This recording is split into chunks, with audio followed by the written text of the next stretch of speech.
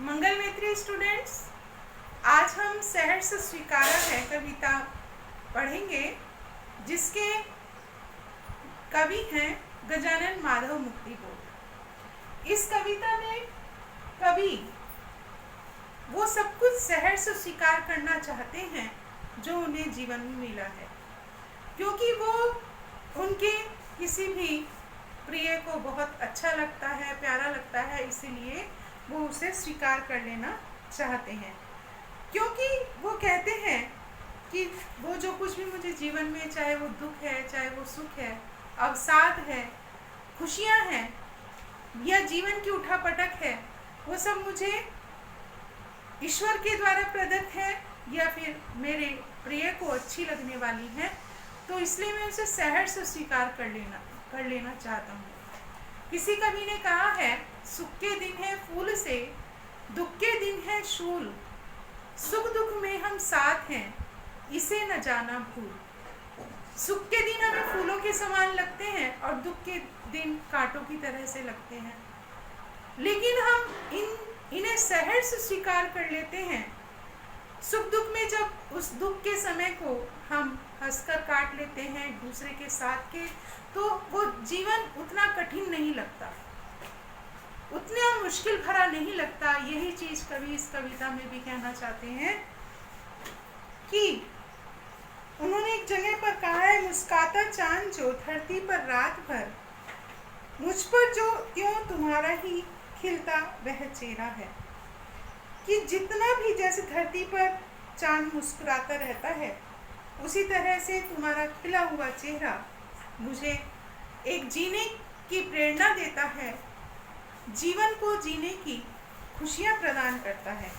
इसी कविता का first paragraph इस तरह से है, जिंदगी में जो कुछ है, जो भी है, सहर्ष स्वीकारा है, इसलिए कि जो कुछ भी मेरा है वह तुम्हें प्यारा है। गर्भीली गरीबी है ये गंभीर अनुभव सब, यह विचार वैभव सब, दृढ़ता यह भीतर की सरिता, यह है अभिनव सब। मौलिक है इसलिए कि पल पल में जो कुछ भी जागृत है, अपलक है, संवेदन तुम्हारा है। कवि कहते हैं कि मुझे जीवन में सुख दुख, संघर्ष, अवसाद, उठापटक, जो कुछ भी मिला है मैं उसे सहर्ष स्वीकार कर लेना चाहता हूँ। और कहते हैं कि जो कुछ भी मेरी ज़िंदगी में जैसा भी है मैं उसे खुशी से स्वीकार करता हूँ, क्योंकि मुझे लगता है कि वो ईश्वर की प्रेरणा है, वो ईश्वर ने मुझे जो दिया है मैं उसे खुशी खुशी स्वीकार कर लेना चाहता हूँ। क्योंकि मेरे पास जो कुछ भी है वो मेरी प्रिया को भी अच्छा लगता है, मेरी पत्नी को भी अच्छा लगता है। मेरी स्वाभिमान युक्त गरीबी, हमारा जो इसमें आया है गर्भीली गरीबी, गरीबी भी कैसी, गर्व के साथ जीना, स्वाभिमान के साथ जीना। वो गर्भीली गरीबी जीवन के जितने भी गंभीर अनुभव, सुख दुख, कड़वाहट, मिठास, जो कुछ भी मुझे जीवन में मिली है मैं उसे जीना चाहता हूँ। विचारों का वैभव, मेरे पास बहुत सुदृढ़ विचार हैं और व्यक्तित्व की दृढ़ता भी है। मन में बहती भावनाओं की नदी, ये सब मौलिक है तथा नहीं है। इनकी मौलिकता का कारण क्या है कि मेरे जीवन में हर क्षण जो भी घटता है, जो भी जागृत है, वह सब तुम्हारा ही दिया हुआ है, वह सब तुम्हारी ही प्रेरणा से मुझे प्राप्त है। कवि अपनी हर उपलब्धि का श्रेय अपनी प्रिया को देता है। इसका जो काव्य सौंदर्य है, कवि ने गर्भीली गरीबी, यहाँ अनुप्रास अलंकार आ जाता है, गर्भीली गावर्ण की आवृत्ति के कारण, लेकिन कवि कहता चाहता है स्वाभिमान से जीना। एक तो कि उस गरीबी को दुख से काटना और एक स्वाभिमान के साथ काटना, दोनों में बहुत अंतर है। और कवि यही कहना चाहता है कि मेरी जो गरीबी है मैं उसमें भी बहुत खुश रहता हूँ, प्रसन्न रहता हूँ। और जो विचार वैभव है, भीतर की सरिता है, इनमें रूपक और पल पल में पुनरुक्ति प्रकाश अलंकार आया है, क्योंकि एक ही वर्ण की एक ही शब्द की आवृत्ति बार बार हुई है। पल पल में पुनरुक्ति प्रकाश अलंकार है, खड़ी बोली है। फिर हम इसका अगला पैराग्राफ लेते हैं जाने क्या रिश्ता है, जाने क्या नाता है, जितना भी उड़ेलता हूँ भर भर फिर आता है। दिल में क्या झरना है, मीठे पानी का सोता है, भीतर वह ऊपर तुम मुस्काता चांद जो धरती पर रात भर, मुझ पर क्यों तुम्हारा ही खिलता वह चेहरा है।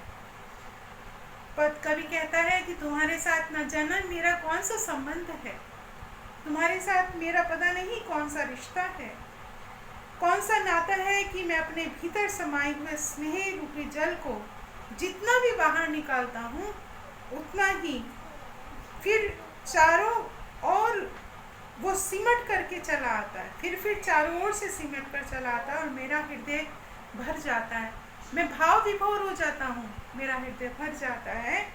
ऐसा लगता है कि मानो दिल में कोई झरना बह रहा हो। सोता, सोता मीठे पानी का सोता मतलब झरना, जैसे पहाड़ों में से झरने निकल करके बहने लगते हैं, उसी तरह से कवि यहाँ पर कह रहे हैं कि मानो दिल में कोई झरना बह रहा है, और वो झरना कैसा है, मीठे मीठे स्नेह का, मीठे प्यार का। और वो तुम्हारा जो प्रेम है मेरे जीवन में मीठे प्रेम जैसा स्नेह है, और वो मेरे मन को, अंतर मन को तृप्त करता रहता है। मैं अंदर से संतुष्ट होता रहता हूँ, तुम्हारे उस प्यार के कारण मैं अंदर ही अंदर संतुष्ट होता रहता हूँ।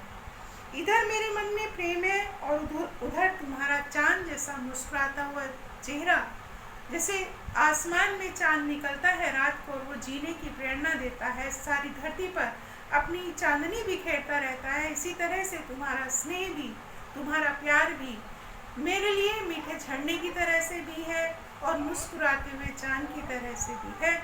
जैसे चांद आसमान में चमक करके अपनी चांदनी से धरती को सुशोभित करता रहता है, उसी तरह से तुम्हारा स्नेह, तुम्हारा प्यार भी मुझे नहलाता रहता है। अपने अद्भुत सौंदर्य के प्रकाश में मैं स्नान करता रहता हूँ। कवि की जो आंतरिक और बाह्य जगत दोनों के साथ एक अंतरंग नाता है कवि का, बाह्य जगत के साथ भी और अंतरंग। अगर हम इसको लौकिक प्रेम से अलौकिक प्रेम की तरफ ले चले तो कवि यहाँ ये भी कहना चाहता है कि जो एक सांसारिक प्रेम है, सांसारिक प्रेम से होते हुए लौकिक मतलब इसी लोक से होते हुए हम पारलौकिक ईश्वर को प्राप्त कर सकते हैं, हम उस परमात्मा से जुड़ सकते हैं। इस कविता को आपको बहुत ध्यान से पढ़ना है, और जितनी भी आपकी व्याख्याएं हैं वो आपने पहले भी कर ली होंगी, पाठ का सार भी, और साथ साथ सारे प्रश्न उत्तर आपको अपनी कॉपी में करने हैं और इसका काव्य सौंदर्य भी लिखना है।